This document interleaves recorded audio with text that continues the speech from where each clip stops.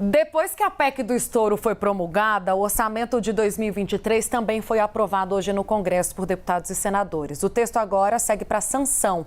Vamos com ela, Carol Rosito. Ela tem todas as informações. Carol trabalhou como nunca nesse assunto, hein, Carol? Conta pra gente.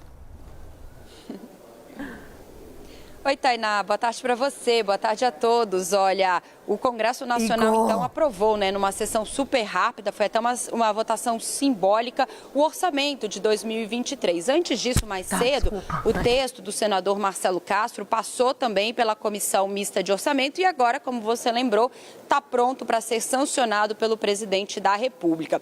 O relator acrescentou no orçamento da União cerca de 168 bilhões de reais em despesas que foram permitidas ali por causa justamente da aprovação da chamada PEC do estouro, que foi aprovada e promulgada na quarta-feira. Ontem à noite a gente estava acompanhando, Tainá, de pertinho nos últimos dias, a tramitação dessa proposta aqui no Congresso Nacional e, portanto, então, o texto do orçamento de 2023 prevê o Bolsa Família no valor de R$ 600, que era a principal preocupação do governo eleito, mais aquele adicional de 150 por criança de até 6 anos, o reajuste também do salário mínimo, que a partir do ano que vem vai ficar em R$ 1.320, também a recomposição para algumas áreas, alguns ministérios, ou seja, mais recursos para a saúde, cerca de 22 bilhões de reais, para a educação também um pouco mais de 10 bilhões de reais e o reajuste também de 9% no salário dos servidores do Executivo. Além, claro,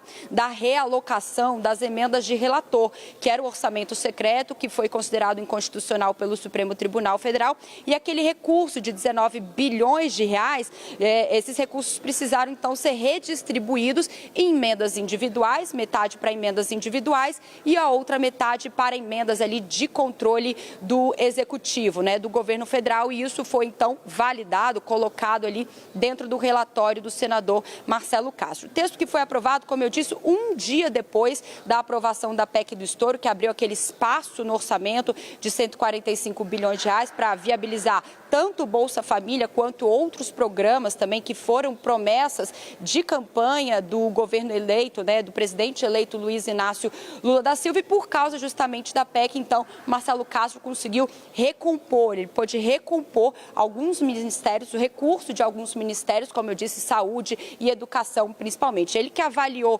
depois da sessão do Congresso que o orçamento, eles conseguiram chegar ali ao que ele chamou de razoável, não é o ideal na avaliação dele, mas fez críticas também ao atual governo, dizendo que o que foi enviado pelo presidente Jair Bolsonaro era inexequível. Bom, só para a gente concluir, Tainá, com essa votação encerrada aqui no Congresso Nacional, oficialmente deputados e senadores começam então o recesso parlamentar, estão de férias e retornam aos trabalhos a partir de fevereiro. Eu volto com você.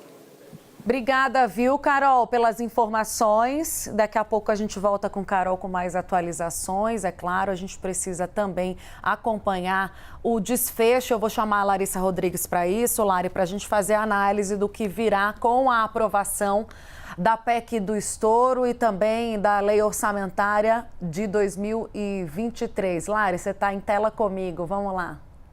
Oi, Tainá, novamente, arrumando os últimos detalhes aqui. Tainá, a informação agora que a gente tem é como veio a divisão daquelas emendas, conhecidas como emendas de relator, orçamento secreto, para o governo federal. Vamos lembrar, então, durante a aprovação daquela PEC, eles aproveitaram a PEC para mudar a Constituição e permitir que os 19 bilhões previstos inicialmente enquanto orçamento secreto fossem usados em outras emendas. Quais são essas emendas? Eles dividiram em dois. Mais ou menos 9 bilhões ficaram com os parlamentares, deputados e senadores, divididos de forma igual. E os outros quase 10, 9 ponto alguma coisa bilhões ficaram do que a gente chama de RP2, que é uma espécie de emenda, mas quem determina para onde esse dinheiro vai é o Executivo, são os ministros. A palavra final fica com os ministérios. Mas no orçamento aprovado hoje, então lembrando, ontem aprovamos essa PEC, essa proposta proposta para alterar o orçamento do país. Hoje o que foi aprovado são aquelas planilhas enormes da divisão de todos os bilhões que o país arrecada e onde vai gastar. Hoje foi esse orçamento do país no ano que vem todo que foi aprovado. E no orçamento, o que o relator desse texto fez? Fez a divisão desse dinheiro por ministério. O que me falaram? Que mais ou menos 3 bilhões de reais dos quase 10 vão, por exemplo, para o Ministério do Desenvolvimento Regional, se é que vai continuar enquanto Ministério do Desenvolvimento Regional, nessa pasta que deve ser dividida. O que isso significa? Mais bilhões para esse ministério que a gente falava há pouco, o PSD quer. Então, até mesmo a divisão ali desses 9 bi remanescentes do orçamento secreto, que vai para os ministérios, que vai para o executivo, a sua divisão foi para ministérios que ainda não têm ministros e que partidos do Centrão estão atrás. Mais uma sinalização do poder de ministérios sendo esvaziados ou não, que a gente trouxe durante todo o nosso programa de hoje. Então, tem esse detalhe que é importante a gente ressaltar, o detalhe de que sim, agora o Bolsa Família está garantido pelo menos pelo próximo ano em R$600. Essa PEC, o grande argumento do governo eleito era que essa PEC iria alterar o orçamento aprovado hoje para poder bancar esses R$600 do Bolsa Família, como também um adicional de R$150 por criança de até 6 anos. As duas promessas de Lula cumpridas durante, então, a aprovação dessa PEC, que foram promessas ainda na campanha.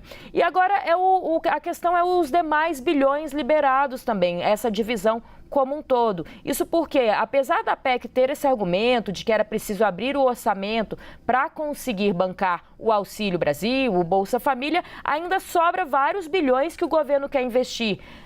Em especial em obras. Aí veio a questão do ministério também. Qual ministério vai ficar responsável pelo Ministério da Infraestrutura, né? Qual ministro será responsável pelo Ministério da Integração Nacional, que também pode ser recriado. Então, essa pasta orçamentária traz os bilhões que o país vai ter para gastar no ano que vem, mas também sinaliza já onde teve aumento de verba e de quais ministérios terão mais poder nesse governo que vai começar.